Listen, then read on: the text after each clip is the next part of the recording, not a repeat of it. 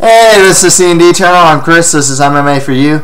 I'm going to be doing my post-fight analysis for UFC on FuelTV 5.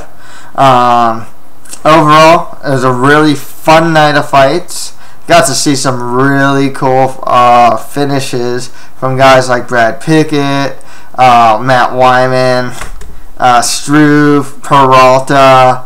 So there's some really cool finishes here.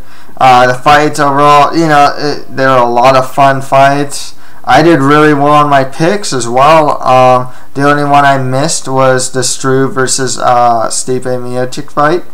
I got all the other ones correct, so that was pretty cool. There's a lot of prospects that did really well here. Gunnar Nelson, guy to look out for. Jimmy Manua, I'll get to him. He looked really good, but needs work on his cardio. Dark horse prospects like Brad Tavares and Robert Peralta looked really good here. So yeah, as far as bonuses go, Brad Pickett got knockout of the night. Matt Wyman got submission of the night, and Struve versus Miocic got fight of the night. Okay, let's get started. Okay, Stefan Struve beat Stipe Miocic by TKO in the second round. I think that what this fight showed a lot of was that both these guys still need a lot of work. It's Struve, for example, he's just like a really slow starter, and it really showed in this fight. I mean, Stipe, one thing about Struve that's really weird is that he allows his opponent to get in the pocket early and hit him. Quite honestly, it's just kind of weird. He just like covers up sometimes, or else just gets straight hit. And he doesn't really jab to keep him at a certain distance, It's like he always wants to be within the pocket, within striking range with his opponent, instead of keeping them away from that range. So he really needs to work on that. Like, in the second round, he was getting better about it, though, so there is some... there's some light at the end of the tunnel, I guess, because he was utilizing his jab a lot more and keeping Stipe at range a little more. But getting to Stipe, then, he needs to work on his cardio really bad. One thing I noticed in the first round was just Stipe's movement was really good in the first round. He didn't get hit clean so much. It looks like he got tired, and then he started to stand in Struve's range, and there are times where they're just trading punches, really strong strikes, because they're both just standing in front of each other. It looks like their cardio was going down. So, it was still a really good win for Struve. He needs some work, though, that's for sure. Still needs to work on his range a lot of times. It doesn't seem like he has the best judgment on distance and timing, especially with the fact that, like I said, he allows his opponent to get within the pocket and within the opponent's range to hit him. As far as they should fight next, though, Stefan Struve caught out Fabricio Verdum. Not a bad fight, actually. Struve's coming off I want to say like a 4-fight win streak. It's like Herman, Pat Barry, LeVar John. Yeah, 4-fight win streak right now. So he definitely needs to step up in competition. Fabricio Verdum is on a good 2-fight win streak himself. So I do like that fight. The other fight I'd like to see is Mark Hunt versus Stefan Struve. They were supposed to have that back in UFC 146, I think. The all heavyweight main card. with Stipe, you know, give him like someone like a Sean Jordan or just someone, you know, coming off a loss. He needs a lot of work still. Next fight after that, Dan Hardy beat Amir Sadallah by unanimous decision.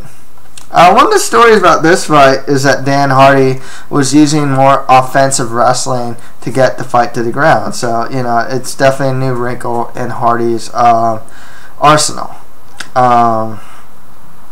You know, he's landing some really good counter punches as well. His left hook was still there, and he's showing a good right straight as well. With Sadallah, he did a lot better than I thought he would. His stand-up, he was actually getting some punches through on Hardy. So, you know, he did relatively well as well. As far as they should fight next, so, you know, Dan Hardy, 2-fight win streak for him, so good for him, I guess. I'm not his biggest fan, so but nonetheless, good for him. You know, if they want to give him something like a Che Mills or a Tom Hathaway, that'd be pretty cool. You know, because I'm trying to think of other like welterweights he can fight right now. Jeez, it's coming off a win that he hasn't beat. So I'd say someone like the winner of Swick versus Matt Brown. He's already fought Swick though, so like Matt Brown. Oh, and like Seth Baczynski, that'd be a good fight for Dan Hardy as well. With Amir Sadallah, I mean, if you look at his record, you know, all his fights have been in the UFC. His pro MMA career started in the UFC, and it pretty much goes that, you know, he beats a couple guys that are around the lower tier division. Once he gets a step up in competition, he tends to lose it. And then they give him, you know, 1 or 2 fights with lower tier guys. And then, you know, he gets a step up and loses. So my guess is his next fight is probably going to come from some people that are coming off losses that he hasn't already fought yet. You know, I know like guys like Jake Hecht. I think he's come off losing streak. Lance Benoist, guys like that, Chris Clement, you know, I'm guessing they'll probably give him someone that's beatable. I'm not trying to be mean to about Amir, but one thing that's noticeable about his career, all his fights are on the main card, and quite honestly, he's just not main card material. You know, the guy honestly is an undercard level fighter. I mean, just, you know, I'm not trying to be, I have nothing against the guy personally. It's just seeing his UFC career, his wins, losses, just assessing his skill set. You know, that's just the way it is. I mean, he's not any higher than probably like a mid tier at best. So yeah, on to the next fight. Brad Pickett beat Yves Dubuin by knockout in the first round. This uppercut was from hell, man. This was quite an uppercut. One thing that's noticeable about this fight is that with Pickett, he was definitely the harder puncher, whereas Yves Dubuin was the more technical striker. And it showed throughout the fight. One thing about Pickett, though, is, man, his chin is made of iron, man. Granite, you know. It's made of granite, because I remember even the Renan Barão fight. It took a lot of strikes from Barão to finally put Pickett down, which set up the eventual choke, or to him getting choked out. But in this fight, you know, he showed some good boxing. He tends to brawl, because Pickett, he comes off more like a boxer / brawler type. And man, you know, it looks like Dubuin kind of ducked into that uppercut too and just got flattened. The thing is too, those follow-up shots on the ground were totally unnecessary. I mean, he was out, man. That was quite a knockout. Pickett's now coming off a 2-fight win streak. Off Damaso Page, he choked him out, and then he knocked out Dubuin. There's some good fights for him. I think Eddie Wineland would be a good fight for him. Michael McDonald's another guy I'd like to see him fight. Mike Easton is another guy I'd like to see him fight as well. with Yves Jabouin. He's coming off a good like 3-fight win streak, you know. You know, he's still a technical striker and his grappling's improving, but you know, it's just, I guess it's just back to the drawing board with him. Some more lower to mid tier guys for Yves Jabouin. Okay, next right at that, handsome Matt Wyman beat the Sass angle, Paul Sass by submission. You know, I mean, Paul Sass, you know, before this fight, he was 13-0, 12 of those wins by submission. So it's interesting to see that his first loss is by submission. You know, I was kind of worried for Wyman because he got taken down pretty early in the fight, and you know, Sass was working like leg locks, and you know, even tried a triangle choke, I believe. But I think one of the problems with Sass is that when he's really aggressive about getting submissions, and I think that kind of cost him as well, because that's also how like Matt Wyman managed to get top control for a second, and I think that's kind of what led to the armbar as well. Matt Wyman, though, he's really underrated on the ground. You know, he's got a good ground game. Stand-up's not bad either. You know, he's a solid fighter. I like to see him fight like the winner of like Hallman versus Tavares. No, he already knocked out Tavares, so maybe Hallman if he wins his next fight, or the winner of Castillo versus Michael Johnson. So yeah, someone like that. But yeah, it's a good win. Really surprising that he won by submission of all things against Sass. I don't think Sass is technically like a Brazilian Jiu-Jitsu guy. I think he's a lucha libre guy. He does catch wrestling, but you know, he's a submission specialist for sure.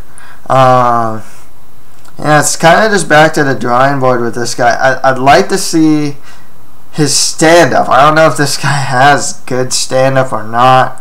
He has a really good ground game. But he's kind of shown to be a bit two-dimensional.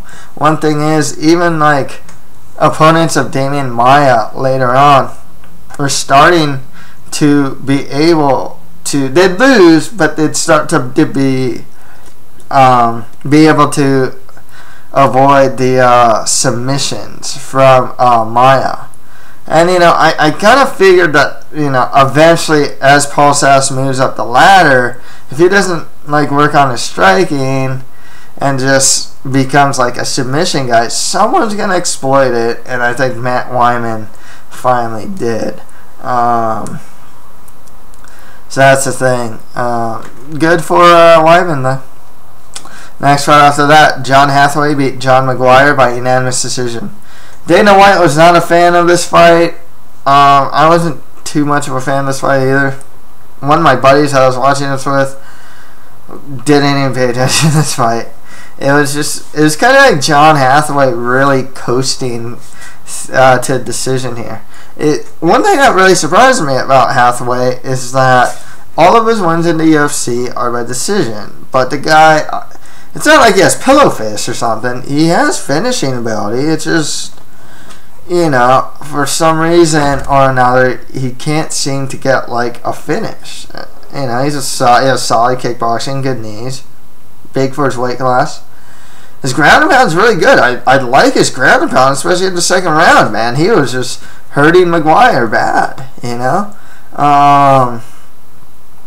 But for some reason, he just can't seem to, you know, he can't seem to really get the finish. McGuire too, you know, he was just, he really turned it on in the third round, but it's just too late, you know. He looked lost in the first round. I mean, it's like he didn't even try to go for a takedown, you know. His stand-up's not that great, you know. He's more of a ground guy. He just couldn't get, until the third round, he couldn't get Hathaway to the ground. Hathaway, though, nonetheless, is on a 3-fight win streak, you know. He needs to step up in competition. I mean, he can probably get like a Che Mills or Dan Hardy. It would be pretty cool. You know, they want to give him Gunnar Nelson. Might be a bit early for Nelson. I think Hathaway though should kind of go up. You know, a little in level of competition. Maybe a guy like Apollo Thiago would be pretty good. I don't want him to go like super far up there, but you know, definitely needs a step up. Geez, I know Kyle Noakes coming off a win, but I think Hathaway's a little past him at this point. And even Paul Thiago's coming off a loss, so maybe a guy like Sayar, that'd be pretty cool versus John Hathaway. Geez, I'm kind of thinking he's in the mid tier of the division, and I can't think of anyone. Mike Swick, you know, winner of Swick versus Brown versus John Hathaway. I would like that fight actually a lot. Seth Brzezinski, another guy who's coming off a good win streak versus Hathaway, be very interesting as well. With McGuire, just back to the drawing board, you know. Just more lower to mid tier of his division. I wonder if he can cut the lightweight. He doesn't seem like a huge welterweight, you know. Looks like a guy that can maybe shed a couple pounds and maybe try to cut the lightweight. If not, you know, just the lower to mid tier of his division. Okay, final fight of the main card. Che Mills beat Dwayne Ludwig by TKO. Ludwig got injured. You know, I don't think this is the first time in the UFC this happened either, if I'm not mistaken. I think he got injured, like an ankle injury or something like that before, in mid-fight. He got like a knee injury here. It kind of sucks. I was looking forward to this fight. Mills was winning the fight up to the point. What's really interesting with Mills is he's definitely going for a more grappling-oriented game. He wasn't standing as much, which is pretty smart. So you know, it's a good one for Mills because he's coming off a good like rebound. Yeah, he's coming off a rebound for that Roy McDonald fight. With Ludwig, I mean, he lost to Dan Hardy before this. I think before that he lost to Josh Nair. Now he lost to Che Mills. He might be cut, to be honest. Che Mills, just more of the lower to mid tier. Kind of like a Matt Riddle. Sean Pearson, Che Mills, that'd be pretty cool. People like that. Okay, on to the prelims. Jimmy Manuwa beat Kyle Kingsbury by TKO. It's a doctor stoppage in the second round. It's a good stoppage. You know, Kingsbury just could not see. His left eye was just closed shut, and he was getting beat up bad. With Kingsbury, he was showing off a really good chin. You know, he'd take Manuwa though. He needs to work on his cardio because he was giving up takedowns so easily around the second round. Granted, he was beating up on Kingsbury a lot, so that may have tired him out as well. With a lot of hard power shots. The way he fights though is kind of explosive, you know, so that's going to take a lot of energy from him. I like seeing a fight like a Ryan Jimma. Geez, the winner of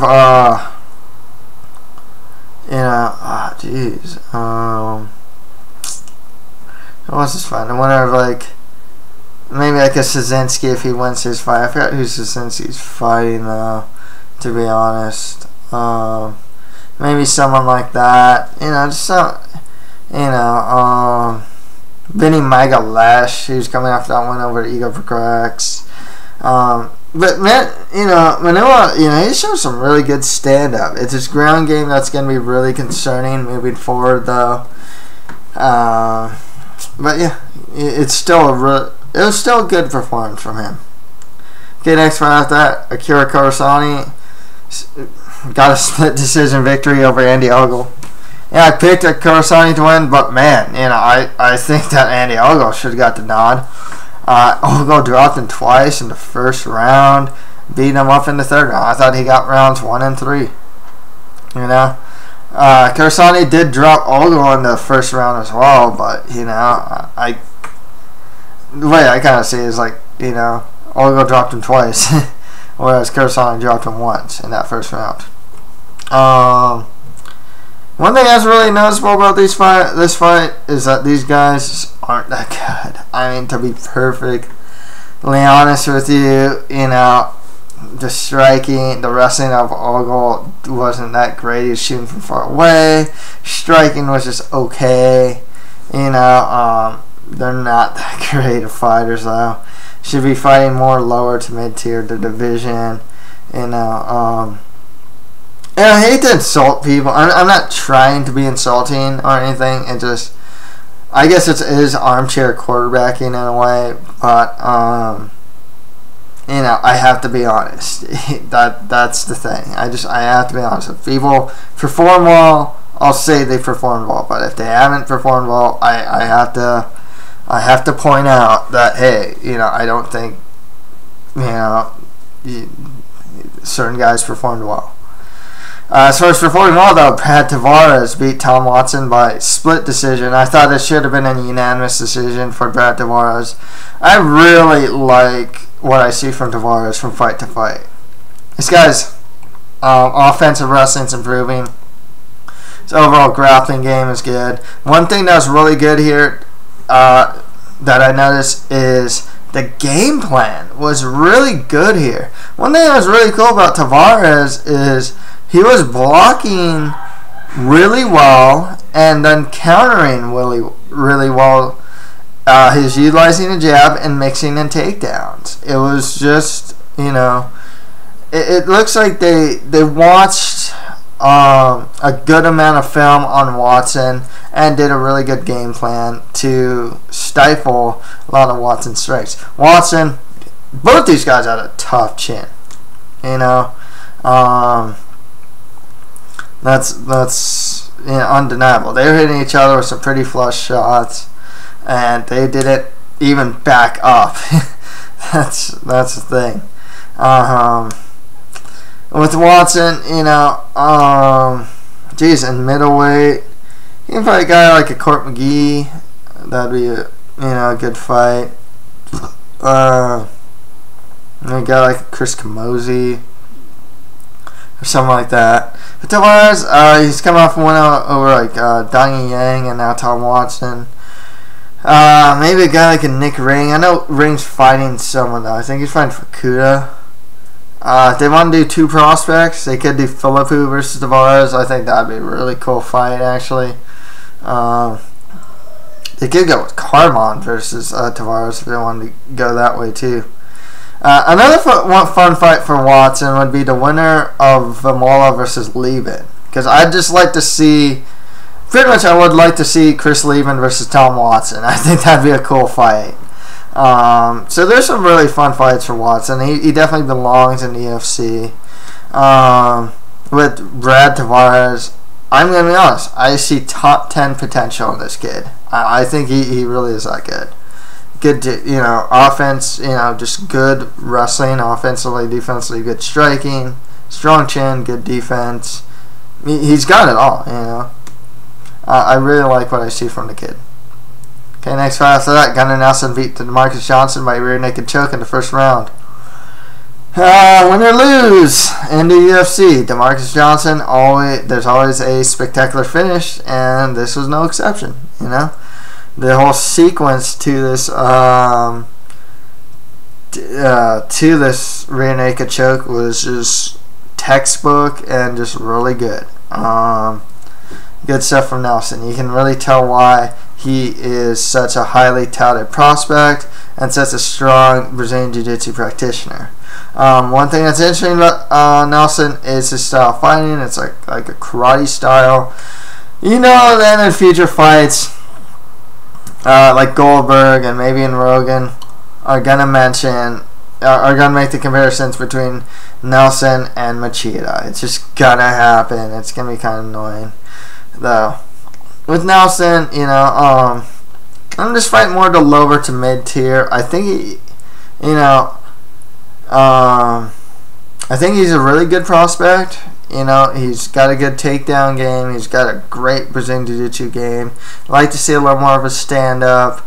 Don't know if I should be on the hype train quite yet, but you know, he's definitely an interesting prospect. He's a guy I've had my eye on, and wondering when's this guy going to go into the UFC. It's nice to see him coming to the UFC. He got a good opponent to, Johnson.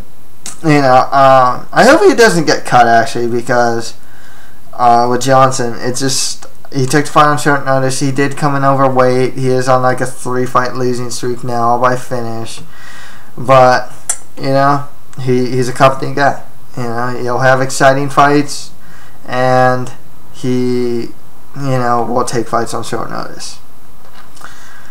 Next fight after that, and the final fight of the card was Robbie Peralta versus beating Jason Young by, it says TKO, but it's like KO in like 20 some odd seconds in the first round. Peralta needs to step up in competition, give him like a guy like maybe like a Nam Fan who's coming off a win over Cole Miller, Mike Thomas Brown, Antonio Carvalho, who just came off that win over Daniel Pineda. He's like Brad Tavares. I think he's a dark horse prospect.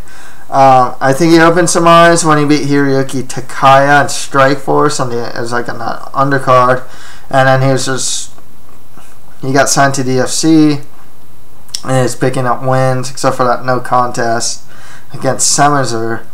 But yeah, he's definitely someone to look out for. His striking's good. His ground, I'd like to see more of his ground game, but his striking's really good. But Jason Young might have to get cut. I know he's coming off a win over Eric Wisely, so they might keep him. But otherwise, he's lost a lot of his fights in the UFC. So that's pretty much it for my post-fight analysis for UFC on FuelTV 5. If you have any comments, just leave them below. And that's it for MMA for you. Thank you guys very much.